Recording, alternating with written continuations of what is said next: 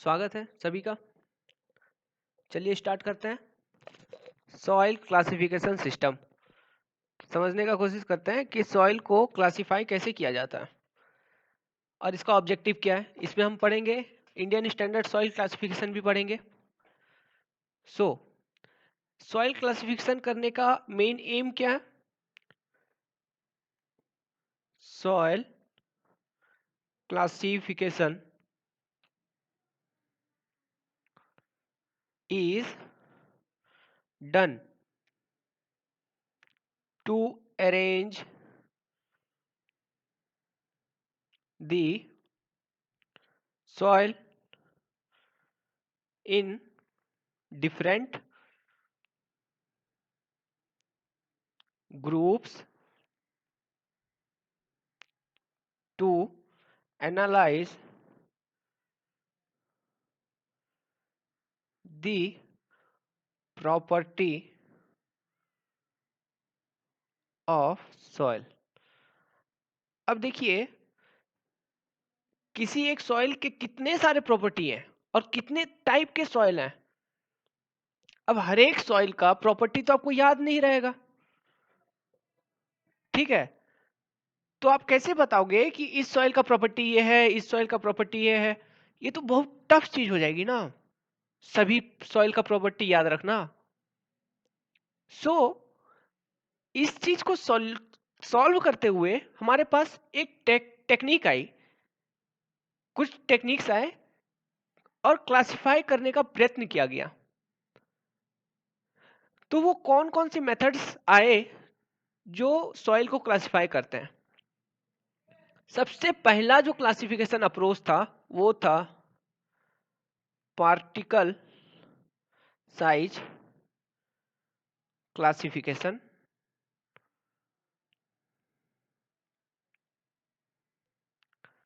जैसे कि नाम है पार्टिकल साइज, तो पार्टिकल का साइज को देखते हुए, मतलब कौन कितना बड़ा है कौन कितना छोटा है, इसको देखते हुए हमने एक क्लासिफिकेशन करने का कोशिश किया सॉइल का। ठीक है, ये देखेंगे। चलिए इसको मैं अभी ही बता देता हूँ, ये उतना नहीं, पहले लिस्ट आउट कर लेते मेथड। सेकेंड जो मेथड आई उभर के, वो आई एक चार्ट, एक स्टैंडर्ड चार्ट को हमने यूज किया और क्लासिफाई किया। Textural textural chart method of soil classification.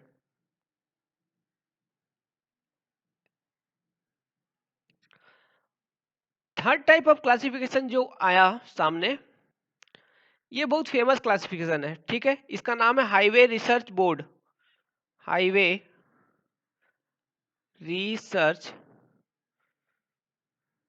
Board या फिर HRB। ठीक है, इसका और एक नाम भी है, ठीक है, या फिर public road association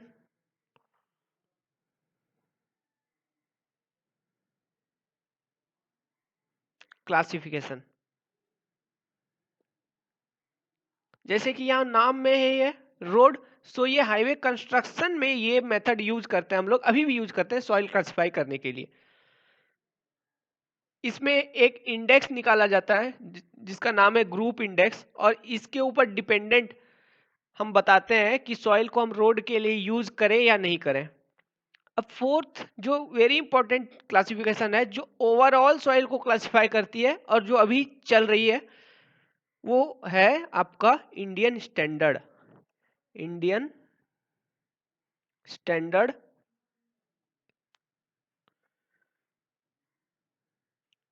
soil classification.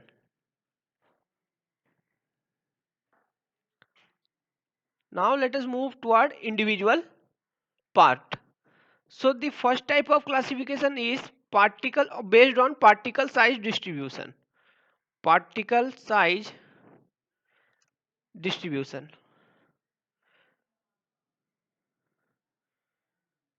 ये हमने आपको बताया है पहले भी कि एक स्केल मैंने बनाया था। देखिए,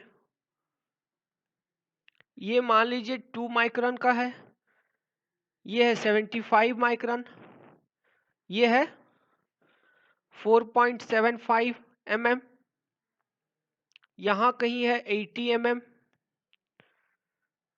यहाँ है 300 mm। तो मैंने बताया था कि इस रेंज में जो सॉइल है आपका ग्रेटर देन 300 mm, उसे बोल्डर बोला जाता है। अब 300 से 80 के बीच में होती है जो जिसका diameter, particle size means diameter, dia of soil, dia of grain, जो एक ग्रेन है सॉलिड की उसकी डायामीटर कितना है। अगर डायामीटर 300 से 80 mm के बीच में, क्योंकि एक सॉलिड का ग्रेन, सॉइल का जो सॉलिड है उसका ग्रेन को हमने स्फेरिकल एज्यूम किया हुआ है। मैंने ये बताया था स्फेरिकल, उसमें जब हम कैलकुलेट कर रहे थे minimum and maximum possible void ratio कितना आ रहा था, 91% एक आई थी, ओके, और एक लगभग 35% कुछ आई थी मिनिमम वाली। तो वहां पे हमने एज्यूम किया था ना कि सॉलिड का जो डाया है वो ग्रेन है, स्फेरिकल है, शेप स्फेरिकल है, इसलिए डाया डी मिल रहा है। सो इसे हम ग्रेवल कहते हैं। इस रेंज में सैंड आ जाती है, यहां से, सॉरी सॉरी सॉरी, ये तो ब्लंडर हो गया भाई। ब्लंडर मतलब ऐसा मिस्टेक जो ह्यूमन करे, ठीक है, और बड़ा मिस्टेक हो लेकिन अनजाने में करे। ये सर्वे का है, सर्वे में पूछा है ब्लंडर क्या होता है। ये एरर है, error in taking observation, blunder उसे बोला जाता है। देखिए ये, इसे इसे क्या बोला जाता है, कोबेल। इस रेंज में कोबेल आ जाती है। देखिए नदी के तलहटी में आपको मिलेगी कोबेल। ये ग्रावल, ये सैंड, ये सिल्ट, और ये क्ले। और आप जानते हो lesser than 75 micron fine grain, यही है पार्टिकल साइज डिस्ट्रीब्यूशन। ये चीज तो हमने डिटेल में देखा हुआ है, वही चीज है, सेम चीज, फाइन ग्रेन सॉइल और एभव कोर्स ग्रेन सॉइल।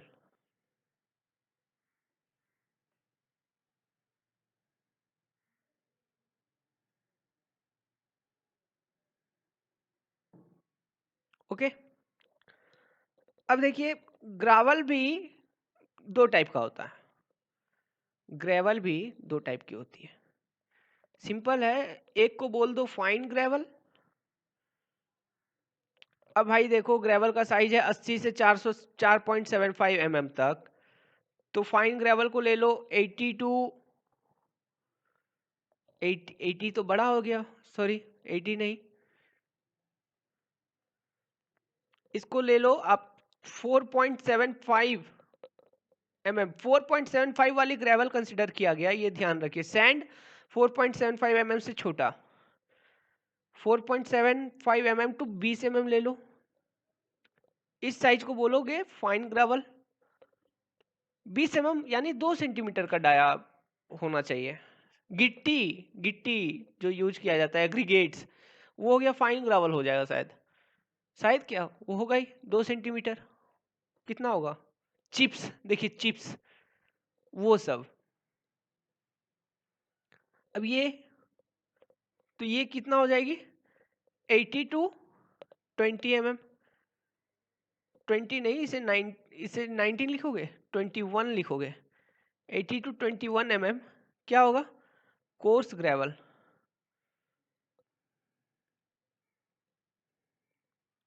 उसी तरह से सैंड जो है ना, सैंड को भी क्लासिफाई किया गया है, यही है पार्टिकल साइज डिस्ट्रीब्यूशन का classification. Fine sand, medium sand,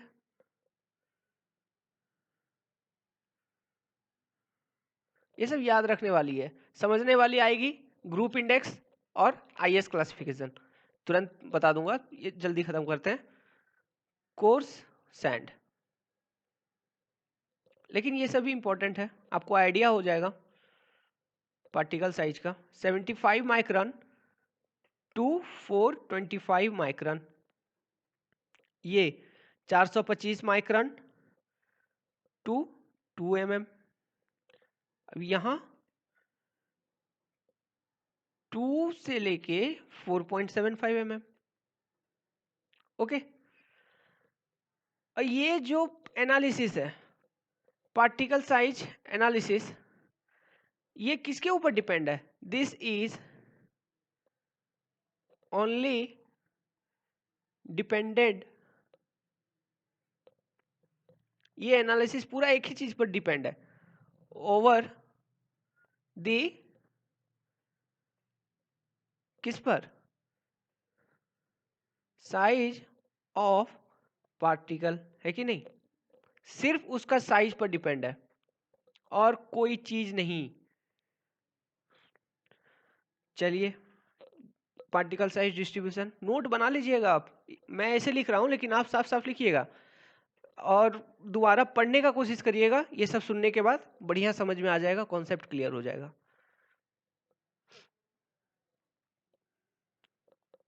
second method बकवास मेथड है,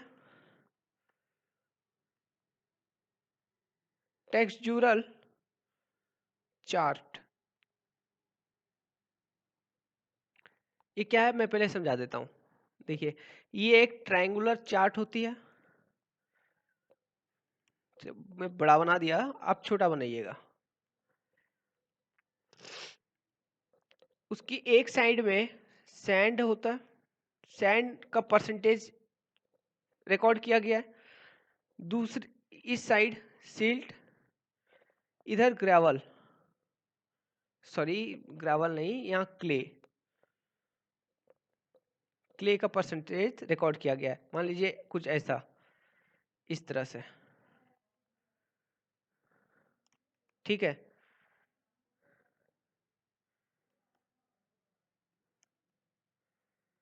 और ये सब जो एरिया है ना, इसमें सॉइल का नाम लिखा गया है, ठीक है। अब मान ली तो इसका टेक्सचुरल चार्ट क्या है?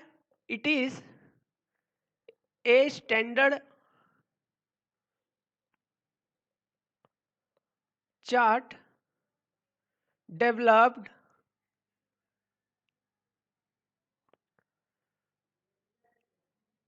on basis of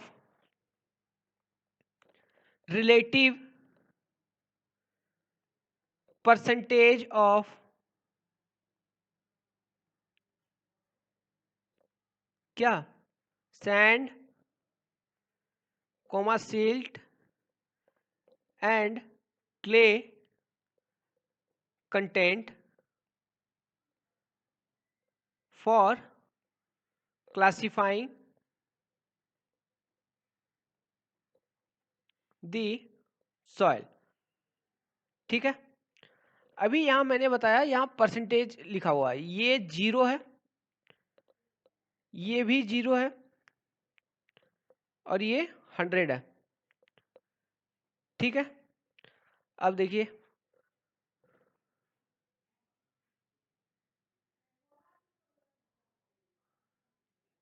अब यहां 100 है, इधर भी 100 है, इधर 0 है, ये 10 है, 20 है, 30 है, 40 है, इसी तरह से 10, 20, 30, ये सब परसेंटेज में 40, 50 इस तरह से लिखा गया है। इधर भी 0, 10, 20, 30, 40 गोइंग। अगर आपके पास एक सॉइल है, ए, उसका नाम ए ले लो, उसमें आपको मिला कि 30% सैंड है, 20% क्ले है और 50% सिल्ट है। अब आप क्या करो, इस टेक्सचुरल चार्ट को लो और लाइन बनाना शुरू करो। सैंड के करस्पॉन्डिंग 30% कट कर दो। सिल्ट के करस्पॉन्डिंग कितना कट कर लोगे? 50%। क्ले के करस्पॉन्डिंग आप कट कर लो ये 20%। अब सिल्ट के करस्पॉन्डिंग 50% है, ठीक है। अब आपको एक पॉइंट मिल गया जहां पे वो इंटरसेक्ट कर रही है, तो आपका सॉइल लाई करेगा इस रीजन में, इस रीजन में, और इस रीजन का कोई नाम दे दिया होगा, ठीक है, उस टेक्सचुरल चार्ट में। हियर आवर सॉइल, हमारा जो मिट्टी था वो इस जोन में आ गया, lies, and from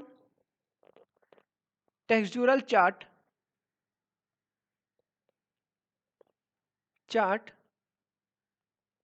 the name is known। Textural chart में नाम लिखा हुआ है इस जोन का, और वो नाम जो भी होगा वही होगी आपकी वो सॉइल। तो यही है टेक्सचुरल चार्ट क्लासिफिकेशन, और कुछ नहीं है, इससे ज्यादा कुछ नहीं है, ज्यादा से ज्यादा मैं बता दिया, इज नोन। चलिए, एक क्वेश्चन पूछा हुआ है, ये आईएएस में पूछा हुआ है, कलेक्ट्री का एग्जाम में। देखिए लोम क्या होता है, LOAM, लोम, सिविल सर्विस में पूछा। लोम एक सॉइल है, ठीक है, जिसमें सैंड होता है, सिल्ट भी होता है, ओके, क्ले भी होता है, लेकिन किसी एक का भी परसेंटेज 50% से ज्यादा नहीं होता है। मतलब सभी होंगे, लेकिन ऐसे होंगे कि सभी का परसेंटेज 50 से कम होगा और टोटल ओवरऑल वो 100% बनेगा। तो उस तरह का जो सॉइल होगा उसे लोम कहते हैं। ये ऑब्जेक्टिव में पूछा गया था असर्शन रीजनिंग में।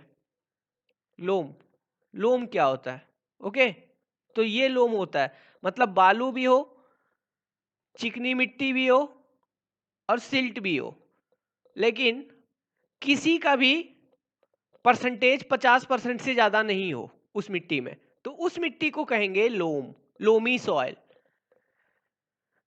चलिए, बकवास चीज खत्म हो गया, अब आते हैं इंटरेस्टिंग चीज पर।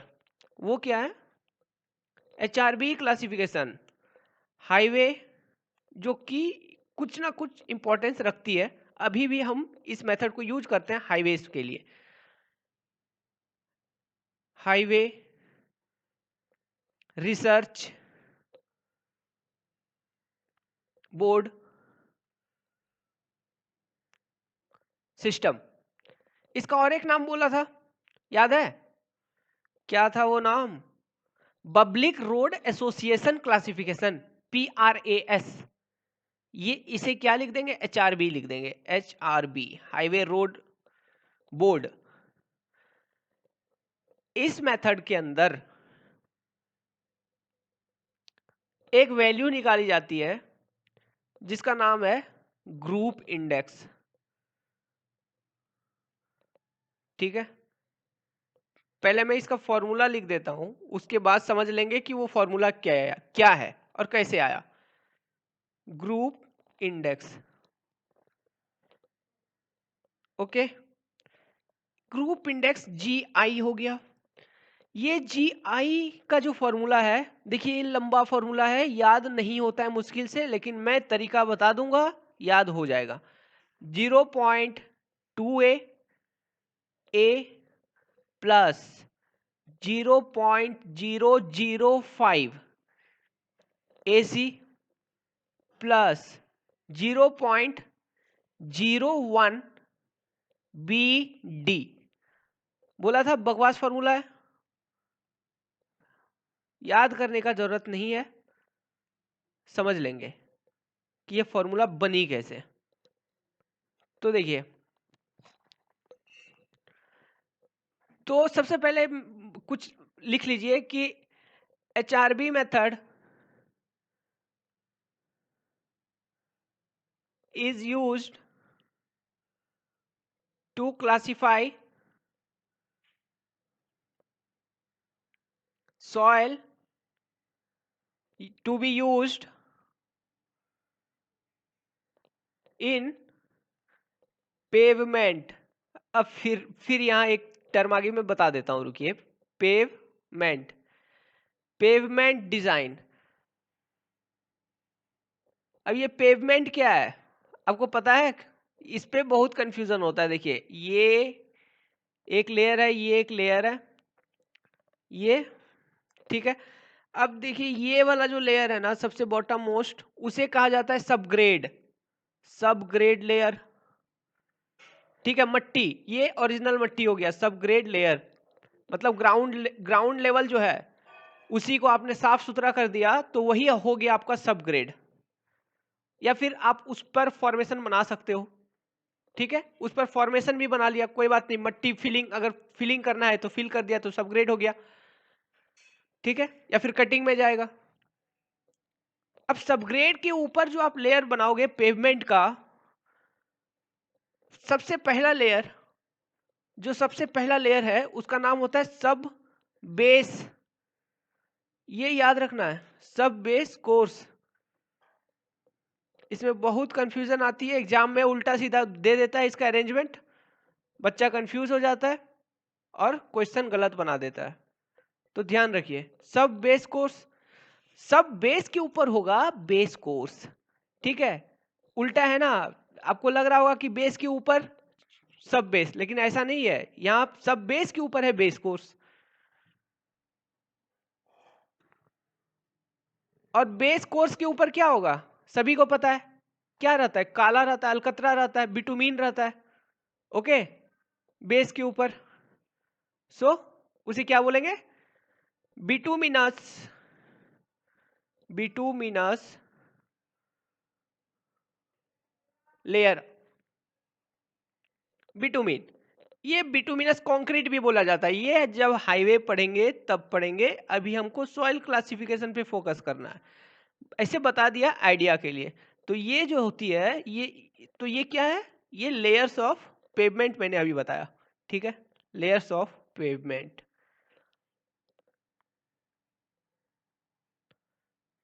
तो समझ जाइए, पेवमेंट ऐसा होता है। आपको सिर्फ ये अलकतरा दिखता है ऊपर से, लेकिन आप दिमाग में बैठा लो कि अंदर में ऐसा होगा, रोड जो बनेगा ऐसा बनेगा। तो अब देखो, एचआरबी क्लासिफिकेशन हम क्यों यूज करते हैं? जब हम पेवमेंट डिजाइन करने के लिए जो सॉइल यूज करेंगे, कौन सा सॉइल यूज कर रहे हैं? अब सब ग्रेड यूज करेंगे, सब बेस में सॉइल यूज करेंगे। बेस में सॉइल नहीं होता है जनरली, कुछ सीमेंटियस मटेरियल होता है, क्योंकि बेस कोर्स का ये काम होता है ना कि वो वाटर फ्लो को रोके, ड्रेनेज रोके, ये सब। तो कुछ बहुत ही अलग टाइप का मटेरियल होता है, ठीक है। तो वो अभी हमारा कंसर्न नहीं है। तो सब बेस और सबग्रेड के लिए जो मट्टी यूज होगा उसे हम पेमेंट डिजाइन में मट्टी यूज होता है ये कहेंगे। और उस मट्टी को क्लासिफाई करना है, मतलब पता लगाना है कि ये मट्टी हम यूज करेंगे या नहीं करेंगे। उसके लिए जो मेथड है वो मेथड है एचआरबी मेथड। और जो क्लासिफिकेशन है, it is based on, depend करता है ग्रुप इंडेक्स वैल्यू। अब ये ग्रुप इंडेक्स वैल्यू कैसे निकलेगा, अभी निकालेंगे इसको। ग्रुप इंडेक्स वैल्यू, इसका एक चार्ट भी है, पहले ग्रुप इंडेक्स निकाल लें। अब देखिए, सबसे पहला टर्म जो है ग्रुप इंडेक्स में, ए। ये क्या है? ए का मतलब है पोर्शन ऑफ। अब देखिए, मैं अभी बता देता हूं, पोर्शन जो मैं लिख रहा हूं इसको माइंड में रखिए, बाद में कंक्लूजन निकालेंगे कि ये पोर्शन हमने क्यों लिखा। तो portion of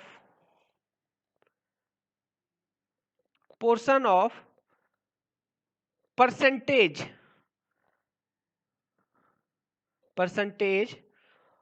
of soil passing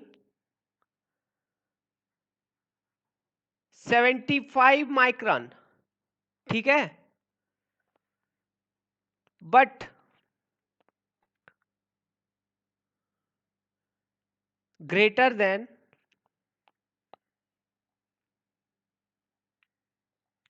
35% and in no case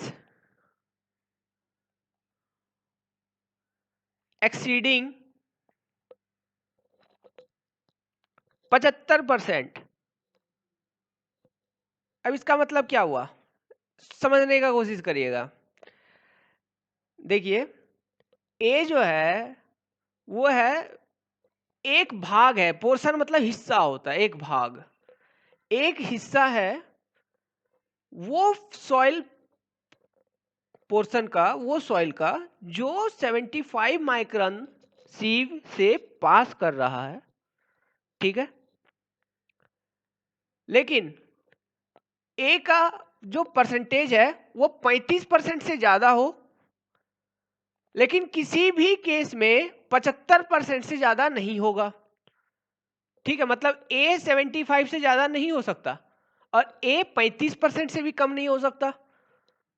तो इसका मतलब क्या हो गया, ए का मैक्सिमम वैल्यू कितना हो सकता है, दोनों को घटा दीजिए एक दूसरे से, 75 माइनस 35 40, ए का वैल्यू मैक्सिमम होगा 40, so A can not be greater than 40%, ठीक है। ए कभी 40% से ज्यादा नहीं होगा। और ए क्या है, percentage of soil passing, a portion of percentage of soil passing 75 micron but greater than 35% and in no case exceeding 75%, ये है ए। अब देखिए बी क्या है इस फॉर्मूला के अंदर जो हमने लिखा, बी ये भी वही पोर्शन है जो कि 75 माइक्रोन से पास कर रहा है, लेकिन इसमें एक ट्रिक है। देखिए ये क्या है, portion of percentage of soil passing 75 micron, ये भी 75 माइक्रोन से जो सॉइल पास कर रहा है वही है, बट लेकिन ग्रेटर देन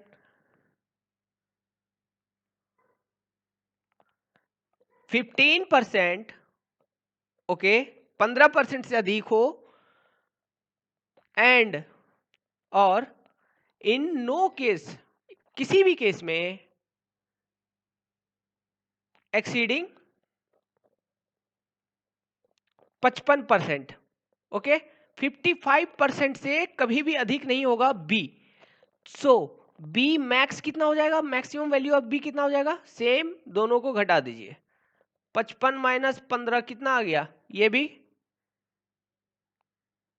40 आ गया ना, 40, मतलब B can not be greater than 40।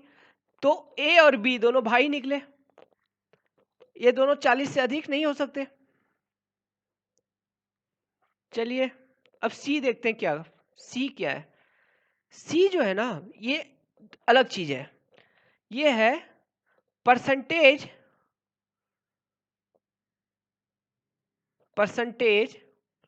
Of liquid limit of soil, liquid limit of soil. बड़ा इंटरेस्टिंग है, देखिए ये फॉर्मूला कैसे बन रहा है। सो परसेंटेज, ये सी के बारे में कहता है कि ये percentage of liquid limit of soil है, ठीक है, विच इज, जो कि ग्रेटर देन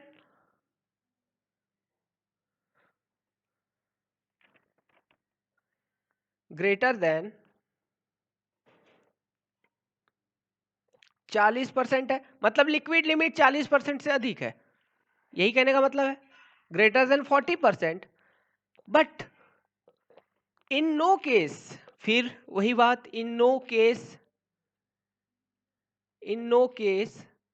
एक्सीडिंग 60%। सी के बारे में कहा, सी है परसेंटेज ऑफ लिक्विड लिमिट, वो लिक्विड लिमिट सॉइल का जो कि 40% से ज्यादा हो लेकिन कभी भी 60 से अधिक नहीं हो, लेकिन 40 से कम भी नहीं होगा। समझ में आ रहा है? मतलब हमको जो मट्टी चाहिए वो कुछ ना कुछ हद तक कंप्रेसिबल चाहिए ताकि वो दब भी सके। अभी देखो, अगर तुम रोड बना दोगे पत्थर से, ठीक है, समझो ये मेथड रोड में यूज हो रहा है, इसलिए ये इसमें लिक्विड लिमिट का वैल्यू दिया हुआ है 40%, और लिक्विड लिमिट के बारे में मैंने पहले ही बता रखा है कि इट रिप्रेजेंट द कंप्रेसिबिलिटी, दबने का जो क्षमता है उसे दर्शाता है। सो अगर C 40% है मिनिमम मान लीजिए, तो क्या मतलब हुआ उसका कि वो जो सॉइल यूज करना है हमको पेमेंट डिजाइन में, उसमें कुछ ना कुछ कंप्रेसिबिलिटी होना चाहिए ताकि ड्रेनेज हो सके, पेमेंट में ड्रेनेज अलाउ हो। मतलब अब बरसात का पानी आएगा तो ऐसा नहीं हो कि बरसात का पानी ऊपर ही टिक जाए, तो गाड़ी कहाँ चलाओगे? ठीक है, तब तो वो नदी बन जाएगा फिर। कुछ ऐसा हो कि वो बरसात का पानी वो जमीन सोख ले और अपने बगल से, बाजू से वो पानी को निकाल दे, ड्रेनेज हो, कंप्रेसिबल हो, वो दब सके। ये जनरल आइडिया है। आप और भी कुछ मतलब निकाल सकते हो, लेकिन मैं एक मतलब बता दिया, ये एक मतलब है। तो सी का वैल्यू क्या हो जाएगा? मैक्सिमम सी कितना हो जाएगा? 60 माइनस 40 20, मतलब C can not be greater than 20%। C का वैल्यू 20 से अधिक कभी नहीं होगा। अब देखिए, अब बच गया इकलौता डी। ये क्या है? It is the percentage of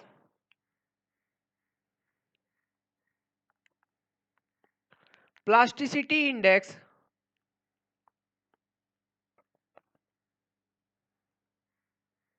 of soil greater than 10%, but in no case exceeding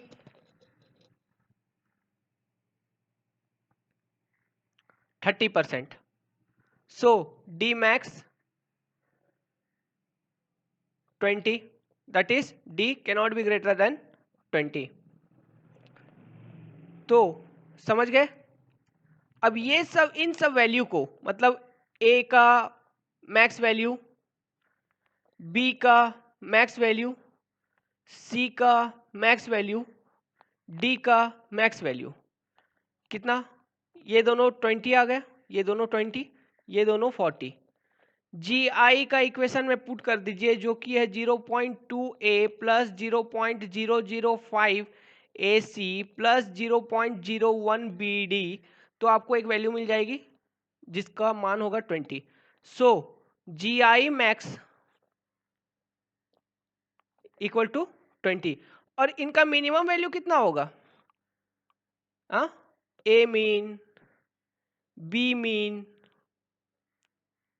C mean और D मीन कितना होगा? 0। So group index minimum value कितना आ जाएगी? 0। ठीक है, अब देखिए, ये जो ग्रुप इंडेक्स का वैल्यू है, आप सिर्फ एक चीज याद रख लो, 0 पॉइंट, ये एडिशनल नोट है, 0.22 याद रखना। ठीक है, अब 0.2 को डिवाइड कर दो 40 से, आपको वैल्यू मिल जाएगी 0.005 AC। ठीक है, अब 0.2 को इसका लिमिट से डिवाइड कर दो 20 से, वैल्यू मिल जाएगी 0.01। ठीक है, सिर्फ याद रखिएगा 0.2, 40 और 20 और ABCD। काम बन जाएगा। 40-20 होगा CD के केस में, नहीं सॉरी, 40 होगा AB के केस में और CD के केस में होगा 20। ध्यान रखिए और फॉर्मूला बन जाएगा।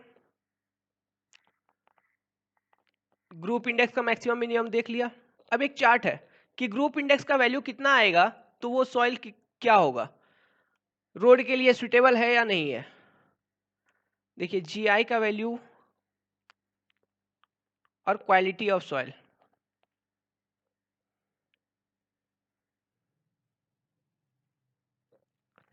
GI अगर 0 से 2 है, 2 से 5 है, ये एक क्वालिटी में ले लीजिए। 5 से 10 मैक्सिमम कितना हो सकता है, 20 हो सकता है, 10 से 20। तो अगर GI का वैल्यू 0 से 2 है तो वो है ना, वो बहुत ही अच्छा टाइप ऑफ सॉइल है, गुड सॉइल। ठीक है, ये मट्टी अगर मिल जाएगा आपको रोड बनाने के लिए तो आपको अवार्ड भी मिल जाएगा, क्योंकि ये अच्छा मट्टी है, गुड सॉइल। और अगर 2 से 5 के बीच में आ गया ग्रुप इंडेक्स, आपने एक्सपेरिमेंट किया 2 से 5 के बीच में आ गया, तो उसे आप बोल दोगे फेयर। तो ये गुड और फेयर के रेंज में जो मट्टी आ गया उसे हम यूज कर लेंगे, used for pavement design.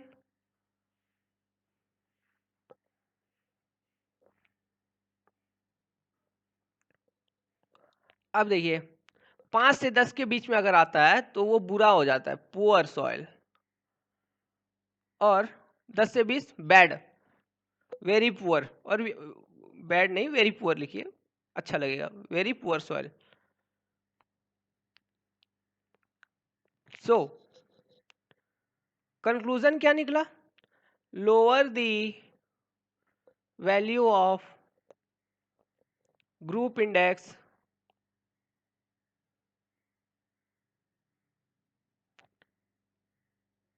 better will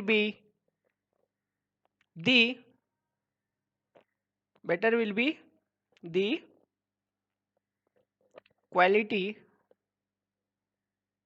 of soil to be used, है कि नहीं। सो अब हमने फिनिश कर लिया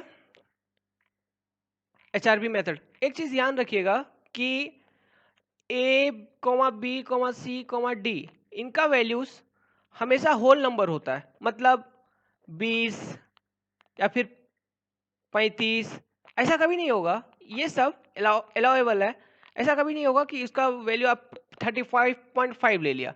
अगर 35.5 आ गया है तो आप उसको 35 ले लो, या फिर बढ़ा, नहीं सॉरी,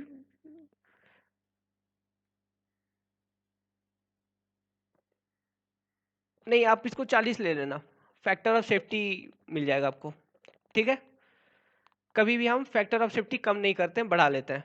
अगर 35.5 है तो आप उसको हायर साइड ले लेना, 40 ले लेना। ठीक है,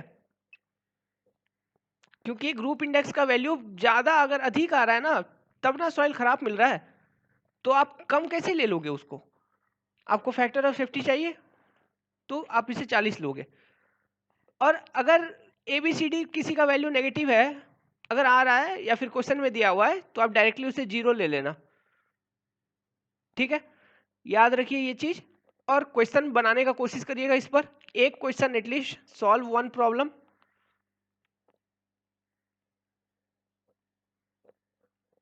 और इन दोनों को यूज करिएगा, अभी जो बताया कि होल नंबर हमेशा होल नंबर होगा, और नेगेटिव आ गया तो 0 ले लेना उसे, और फिर ग्रुप इंडेक्स का वैल्यू निकालिएगा, देखिएगा कितना मजा आता है। या फिर एक क्वेश्चन चलिए मैं आपको सॉल्व करा ही देता हूं यहां पर। तो रुकिए, मुझे क्वेश्चन अपलोड करने दीजिए, पहले क्वेश्चन अपलोड कर लेते हैं। सो ये देखिए क्वेश्चन आ गया, ये क्वेश्चन है जिसमें आपको ग्रुप इंडेक्स निकालना है और सॉइल को क्लासिफाई करना है, क्वालिटी ऑफ सॉइल पर कमेंट देना है। देखिए पढ़िए, see analysis of a soil having liquid limit WL is 70%, ये 70% है, देखिए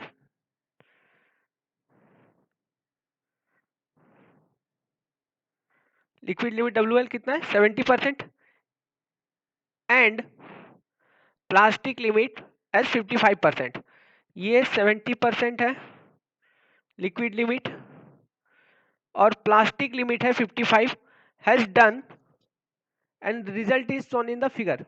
ये आपको रिजल्ट है सीव एनालिसिस का, ठीक है।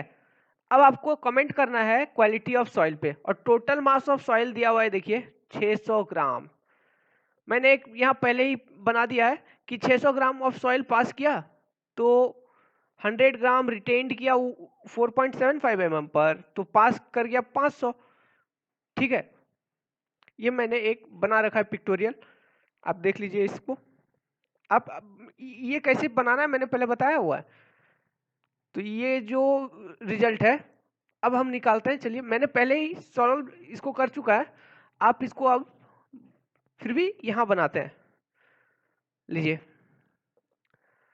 सो लिख लेते हैं एक बार, क्या थी हमारी, ये छोटा नहीं हो सकता क्या, रुकिए मैं इसको छोटा कर लेता हूं। चलिए मैंने कोशिश किया छोटा करने का, छोटा नहीं हुआ। ओके हम देख लेते हैं। 4.75 mm सी है, 2 mm है, 1 mm है, 75 माइक्रोन है। चलिए पहले सी बना लेते हैं। क्या था 4.75 mm और 1 minute 2 mm 1 mm 75 micron, 2 mm 1 mm 75 micron. किससे कितना रिटेन हुआ, किससे कितना पास हुआ वो निकालेंगे। टोटल मास ऑफ सॉइल थी 600 ग्राम्स।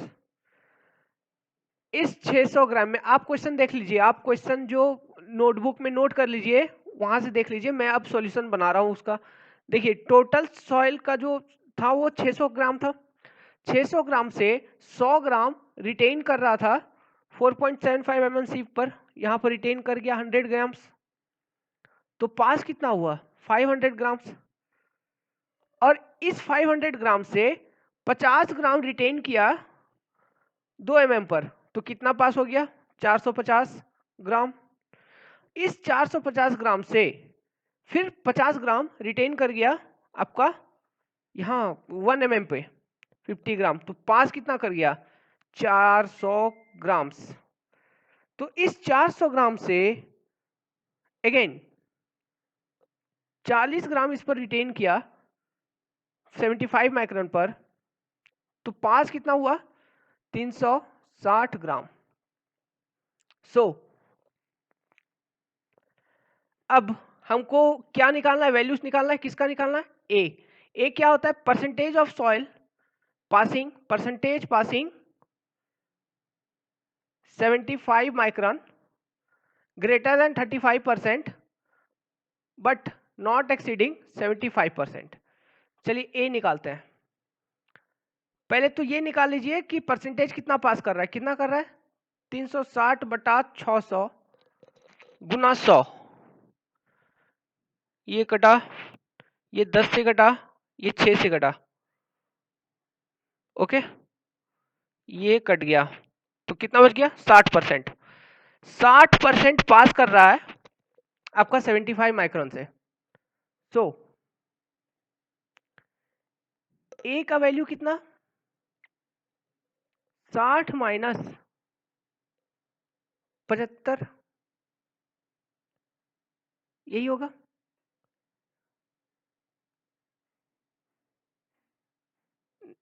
ओके सॉरी 35% से ज्यादा होगा तो आप उससे रिडक्शन करोगे ए का वैल्यू, तो ए का वैल्यू कितना हो जाएगा 60 माइनस 35%, तो कितना निकल गया,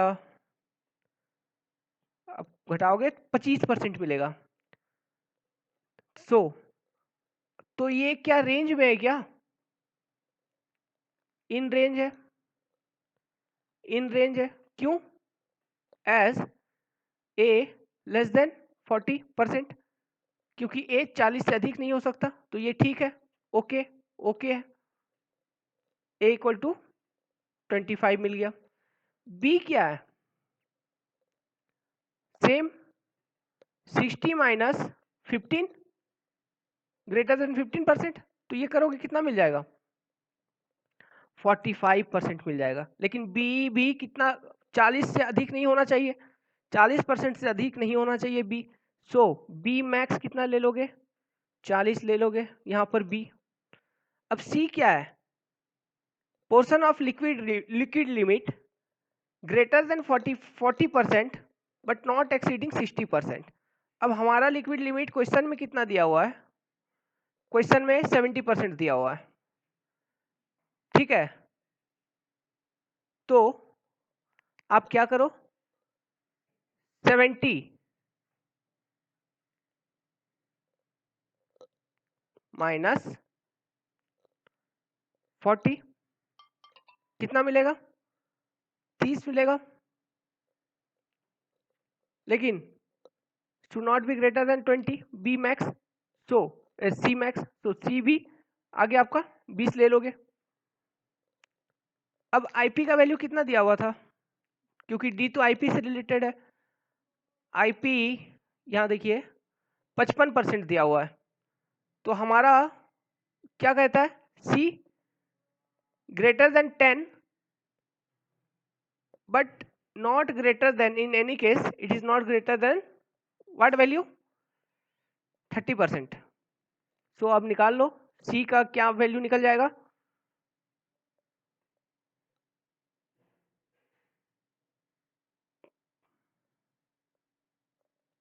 प्लास्टिक लिमिट दिया हुआ है ना वो,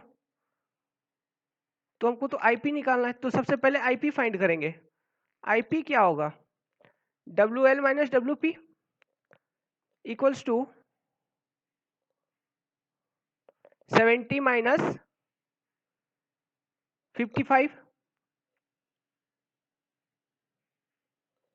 70 माइनस 55, ये निकल गया आपका आईपी जो कि है 15%। और अब निकालो डी। डी क्या है? क्या लिखोगे? 15 माइनस 10 इक्वल टू 5, ठीक है। तो ये ओके है क्योंकि ये 20 से ज्यादा नहीं होना चाहिए, 20 से कम है। So okay. सो ए का वैल्यू आपको मिला, बी का मिला, सी का मिला, डी का मिला। कितना मिला?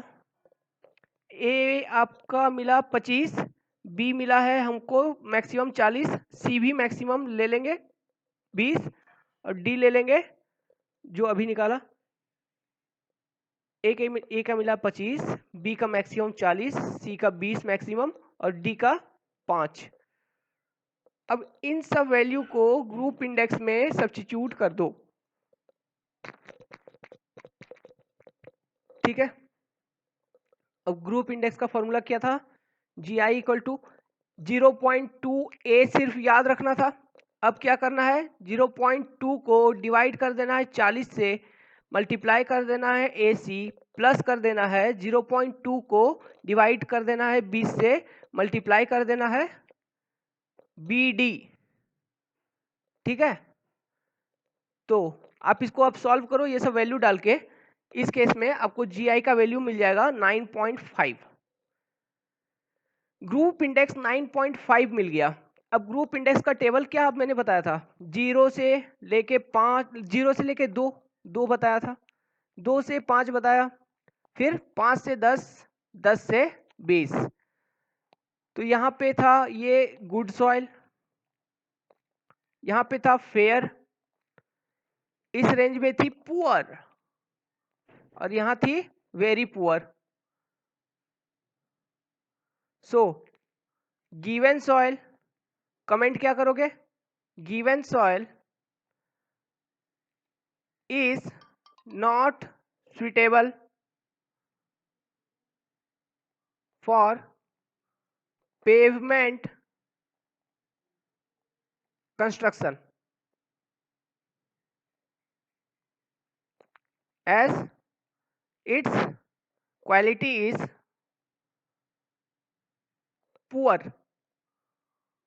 ओके, अब आइडिया लग गया होगा कि ग्रुप इंडेक्स कैसे निकालना है। So now we end with this topic, and in next section we will completely study Indian standard classification, जो एक बच गया है वो थोड़ा लेंदी है, इसीलिए उसको एक्सक्लूसिवली पढ़ेंगे क्योंकि वही इंपॉर्टेंट है. चलिए, सी यू इन नेक्स्ट सेक्शन.